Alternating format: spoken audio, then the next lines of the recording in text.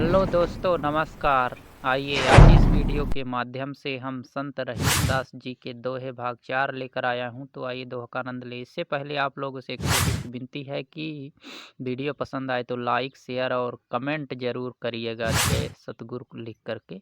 और हमारे चैनल पर यदि पहली बार आए हैं तो चैनल को सब्सक्राइब जरूर कर लीजिएगा। तो आइए वीडियो शुरू करते हैं। संपत्ति भरम गमाई के हाथ रहत कछु नाई, ज्यों रहीम शशि रहत है दिवस आकाश ही माही। अर्थात इस दोहे के माध्यम से रहीम जी कहते हैं कि जिस प्रकार से दिन में चंद्रमा आभाहीन हो जाता है, उसी प्रकार जो व्यक्ति किसी व्यसन में फंसकर अपना धन गवा देता है वह निष्प्रभाव हो जाता है। इस प्रकार कभी भी व्यक्ति को नहीं करना चाहिए। साधु सराहै साधुता जाति जोखिता जान, रहीमन साचे सूर को बैरी कराई बखान। अर्थात इस दोहे के माध्यम से कवि रहीम जी कहते हैं कि इस बात को जान लो कि साधु सज्जन की प्रशंसा करता है, यति योगी और योग की प्रशंसा करता है, पर सच्चे वीर के शौर्य की प्रशंसा उसके शत्रु भी करते हैं। जिस प्रकार से लोगों को भी काम करना चाहिए। बरु रहीम कानन भल्यो बास करे फल भोग,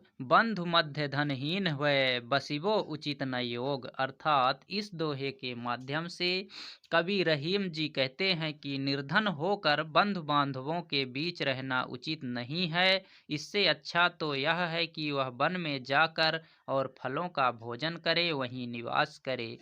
मांगे मुकर न को गयो केहि न त्यागियो साथ, मांगत आगे सुख लहयो ते रहीम रघुनाथ। अर्थात इस दोहे के माध्यम से कवि रहीम दास जी कहते हैं कि वर्तमान समय में अगर आप कुछ भी किसी दूसरे से मांगते हैं तो वह सदैव मुकर जाता है।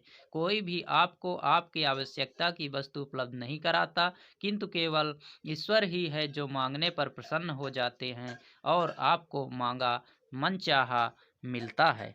जेहि अंचल दीपक दुर्यो हन्यो सो ताहि गात, रहीमन असमय के परे मित्र शत्रु हुई जात। अर्थात रहीमदास जी कहते हैं जो महिला अपने आंचल से ढककर हवा के तेज झोंके से दीपक के लौ को बुझने से रक्षा करती है, वही रात्रि के समय सोते समय जब उसी आंचल से बुझा देती है, ठीक उसी प्रकार बुरे समय में मित्र भी शत्रु बन जाते हैं। समय लाभ सम लाभ नहीं, समय चूक सम चूक, चतुरन चित रही मन लगी समय चूक की हुक। अर्थात इस दोहे के माध्यम से कवि रहीम दास जी कहते हैं कि समय जैसा लाभप्रद और कुछ नहीं है, इसी प्रकार समय को चूकने से बड़ी और चूक नहीं है।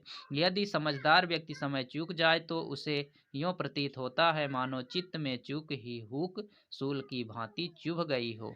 पुरुष पूजे देवरा तिय पूजे रघुनाथ, कही रहीम दो उन बने बने पड़ो बैल के साथ। अर्थात इस दोहे के माध्यम से कवि रहीम दास जी कहते हैं पति जादू मंत्र आदि अनेक देवी देवताओं की पूजा करता है, वहीं पत्नी राम अर्थात रघुनाथ की पूजा करती है। जब तक इन दोनों में मेल नहीं होगा तब तक गृहस्थ की गाड़ी ठीक से नहीं चल सकती। अतः दोनों के संतुलित विचार और व्यवहार से ही परिवार की गाड़ी चलती है। धन दारा अरु सुतन सो लगयो है नित चित, नहीं रहीम को लरवयो गाढ़े दिन को मित। अर्थात इस दोहे के माध्यम से कवि रहीम दास जी कह रहे हैं कि अपना चित्त को सदैव धन संतान और पुरुष पर ही नहीं लगा कर रखना चाहिए, क्योंकि यह सब विपत्ति के समय या आवश्यकता के समय काम नहीं आते। इसीलिए अपने चित्त को सदा ईश्वर में लगाना चाहिए, जो विपत्ति के समय भी काम आते हैं।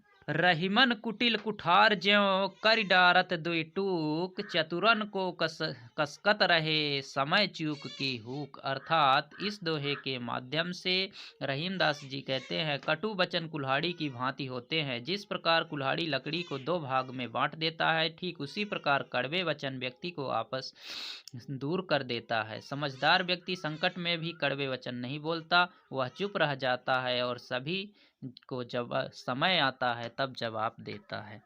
बिरह रूप धन तम भये अवधियास ई धोत, ज्यों रहीम भादो निशा चमक जात खद्दोत। अर्थात इस दोहे के माध्यम से कवि रहीम दास जी कहते हैं, रात का घना अंधकार वियोग को और अधिक तीव्र कर देता है, अर्थात मन की पीड़ा को और बढ़ा देता है। किंतु भादो मास के अंधकार में ऐसा नहीं होता, क्योंकि भादो मास में जुगनू अंधकार में भी आशा का संचार भर देते हैं।